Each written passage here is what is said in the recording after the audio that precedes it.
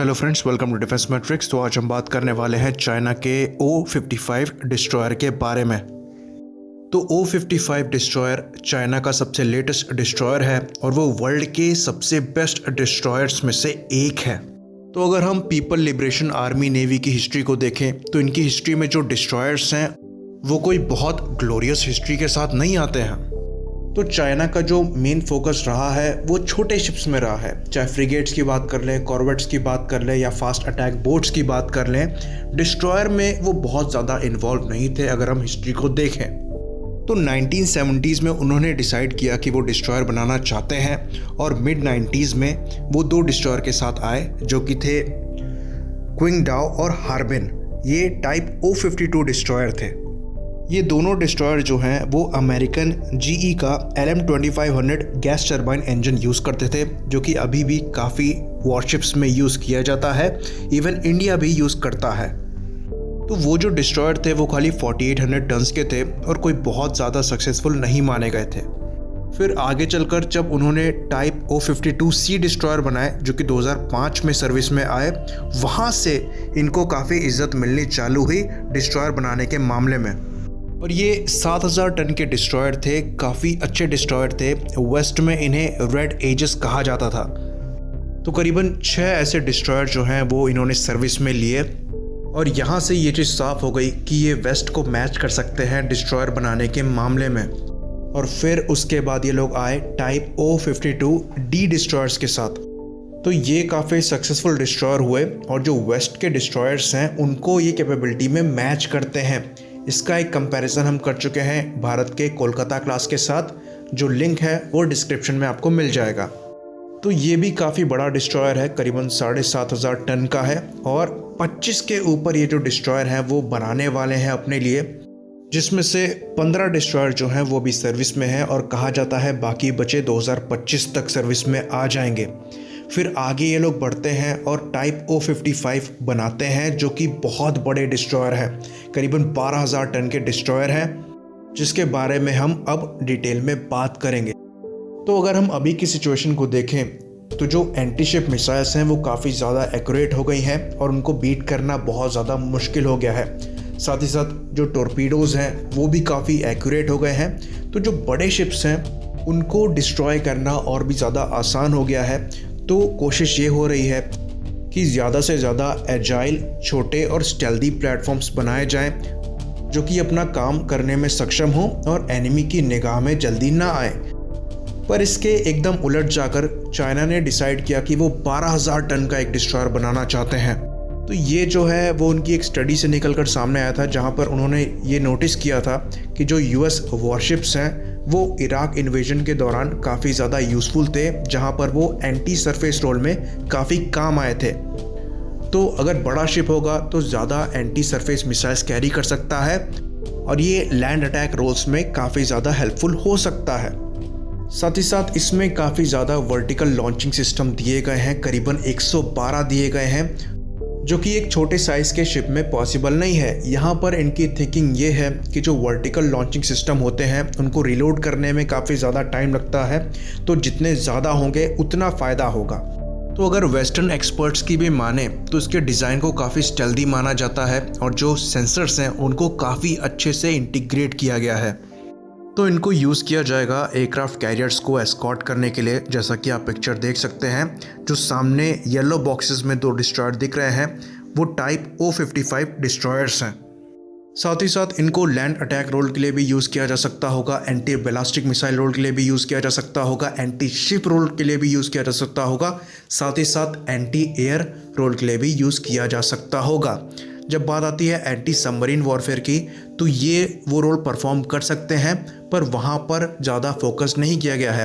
Anti submarine warfare के लिए इसमें 2 हेलीकॉप्टर्स आ सकते हैं एंटी सबमरीन वॉरफेयर वाले।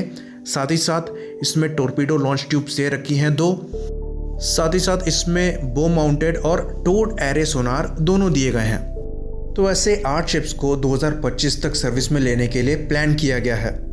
तो इन शिप्स को बनाने के लिए 2009 में अप्रूवल मिली थी और जब से काम चालू हुआ तब से 29 महीने के अंदर ये जो शिप है वो बनकर तैयार हो गया था।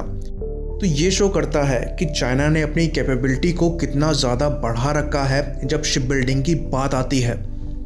अगर इसको एक एग्जाम्पल के ज़रिए समझें तो जो टाइप O52 डिस्ट्रॉयर थे जो कि करीबन 4000 टन के थे, उनको बनने में करीब 24 महीने का टाइम लगा था। और जो टाइप 52C डिस्ट्रॉयर्स थे जो कि करीबन 6000 टन के थे, उनको बनने में करीबन 27 महीने का टाइम लगा था। वहीं पर इन दोनों को मिला दें, उतना बड़ा टाइप O55 डिस्ट्रॉयर है, उसको बनने में खाली 29 महीने का समय लगा।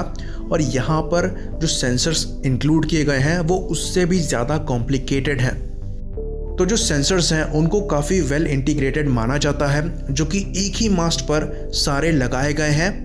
और जो कोऑर्डिनेशन है सबके बीच में उसे काफ़ी अच्छा माना जाता है, क्योंकि एक मास्ट में मल्टीपल सेंसर्स को लगाने पर कोऑर्डिनेशन को अच्छा रखना काफ़ी ज़्यादा मुश्किल होता है।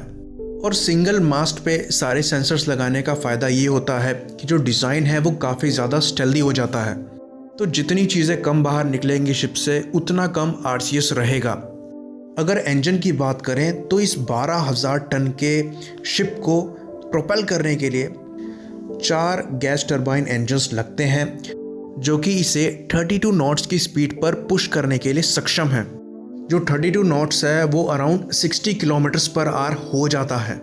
तो ये इंजन काफ़ी अच्छी खासी पावर प्रोड्यूस करने में सक्षम है। और जो 20% पावर है इस इंजन की वो यूज़ नहीं होती है, वो बच जाती है। तो ये शो करता है कि फ्यूचर में इसमें अपग्रेड किए जा सकते हैं, क्योंकि आपके पास पावर एक्स्ट्रा है।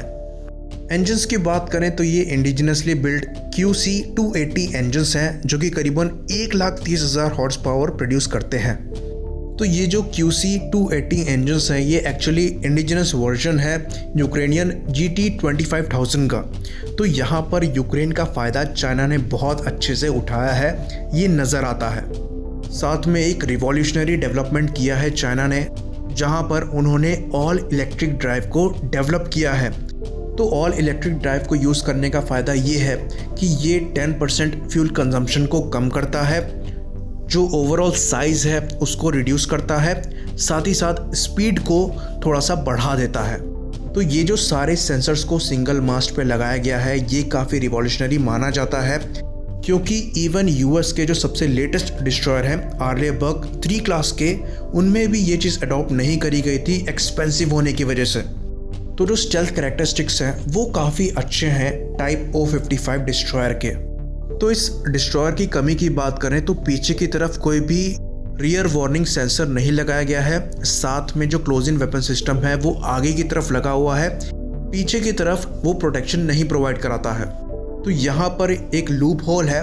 बाकी अगर बात करें एग्जॉस्ट की, तो जहाँ पर मेन मास्ट है उसके पीछे 4 एग्जॉस्ट दी गई हैं, जिसमें IR सप्रेसर्स लगाए गए हैं। तो इस शिप का जो इंफ्रारेड सिग्नेचर है वो भी काफ़ी कम है, साथ ही साथ जो RCS है वो भी काफ़ी कम है।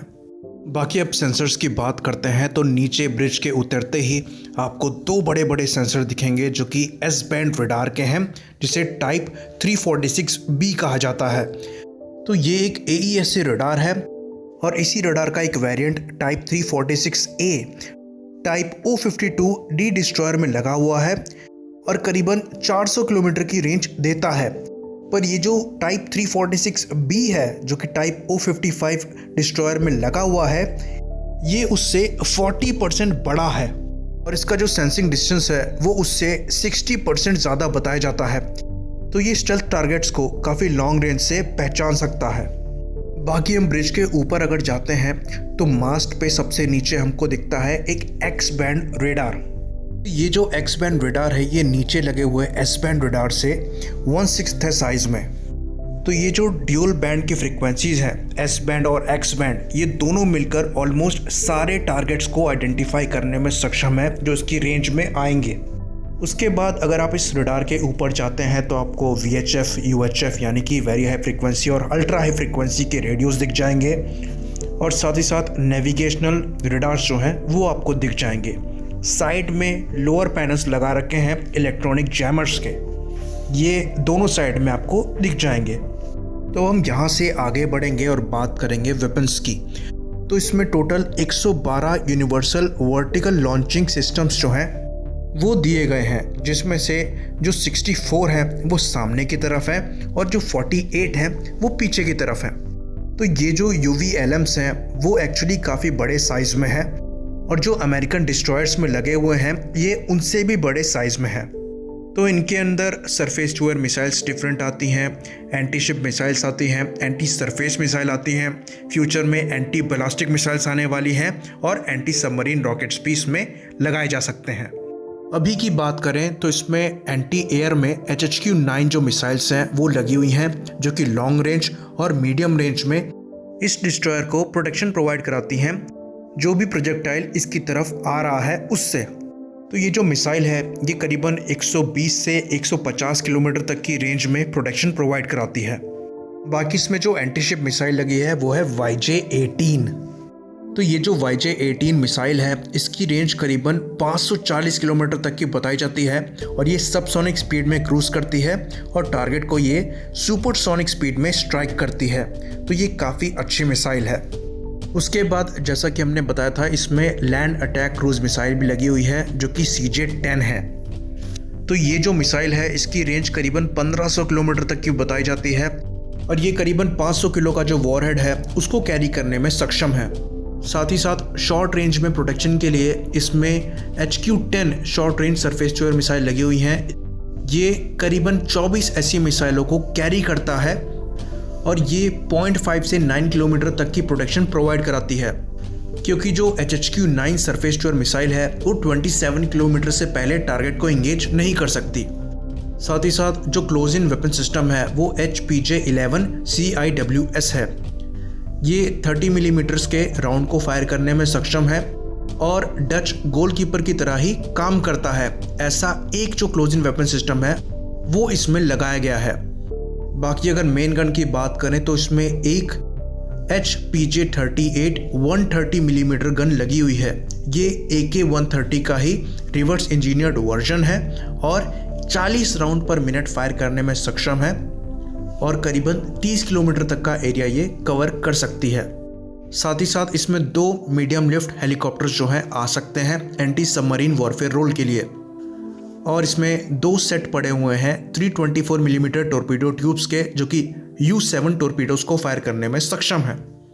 तो फ्यूचर में इसमें लेज़र वेपन्स को और रेल गन को इंटीग्रेट करने का प्लान है और कहा यह भी जा रहा है कि 2025 तक हो सकता है ये इंटीग्रेट कर दें, क्योंकि इसमें सफिशिएंट साइज बचा हुआ है। साथ ही साथ ये एक्स्ट्रा पावर प्रोड्यूस करता है जो कि कैपेबल होगा रेल गन को पावर देने के लिए। तो रेल गन के लगने के बाद जो हाइपरसोनिक प्रोजेक्टाइल शिप की तरफ आएंगे मैक 7 तक की स्पीड पे, उसे ये इंटरसेप्ट करने में सक्षम होगा। तो ये एक वर्ल्ड क्लास डिस्ट्रॉयर है और इसकी जो एबिलिटीज़ हैं वो वर्ल्ड में किसी और डिस्ट्रॉयर से अभी के लिए बेहतर है। साथ ही साथ फ्यूचर में एंटी बैलिस्टिक मिसाइल्स को भी इसमें इंटीग्रेट करने का प्लान बनाया गया है। तो इसमें काफ़ी स्पेस छोड़ा गया है फ्यूचर मिसाइल इंटीग्रेशन के लिए।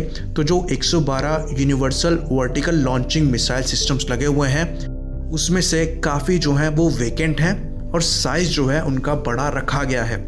इसी बात पे इसे ख़त्म करते हैं। लाइक करिए, सब्सक्राइब करिए। जय हिंद।